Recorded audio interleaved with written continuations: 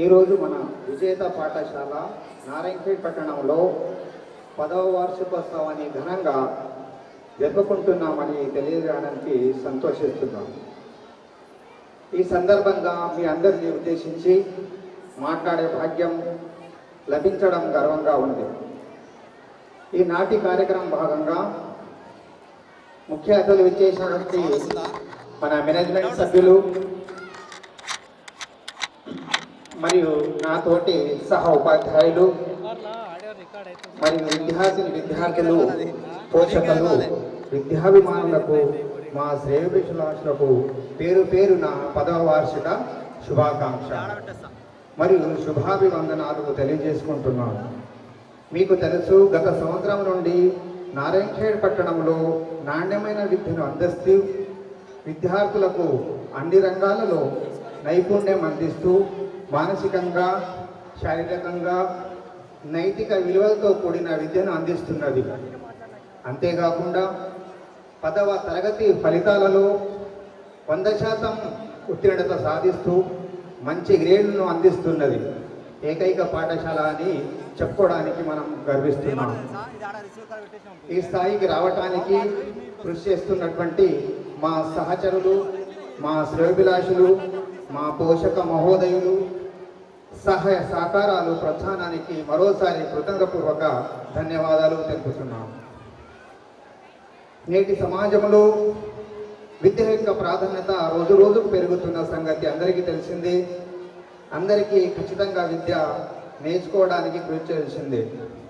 నేటి బాలలే రేపటి పౌరులు, నేటి బాలలే మన రాష్ట్రానికి, దేశానికి మంచి భవిష్యత్తు. కాబట్టి విద్యార్థులారా, మీ అమూల్యమైనటువంటి సమయాన్ని వృధా చేసుకోకుండా ఉండండి.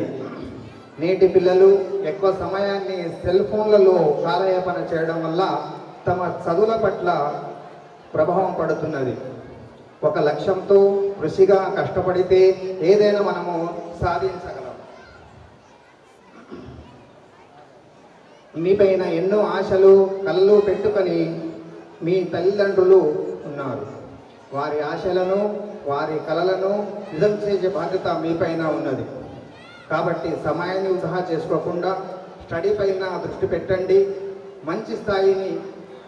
మంచి స్థాయికి చేరుకొని మీ అమ్మ నాన్నల కలలను సాకారం చేసుకుంటారని నా యొక్క కోరిక. ఈ సందర్భంగా తల్లిదండ్రులకు నా చిన్న విన్నపం ఏమిటంటే, తమ పనుల్లో బిజీగా ఉండి పిల్లలను సరిగా చూసుకోవడం వలనము వారి చదువుల పట్ల, వాళ్ళ నడవడికల పట్ల గమనించలేకపోతున్నాం. కాబట్టి పిల్లలపైన నియంత్రణ, శ్రద్ధ ఖచ్చితంగా తీసుకోవాల్సిన అవసరం ఉన్నది. మీరెంత బిజీగా ఉన్నా కొంత సమయాన్ని పిల్లలతో పాటు ఉండి వాళ్ళ యొక్క విద్య పట్ల సరైన దారిలో పెడతారని నా యొక్క మనవి. పిల్లల భవిష్యత్తు తల్లిదండ్రులపైన, అలాగే ఉపాధ్యాయులపైన ఆధారపడి ఉంది. తమ పిల్లలు ఉన్నతంగా తీర్చిదిద్దేందుకు సిద్ధంగా ఉన్నారు.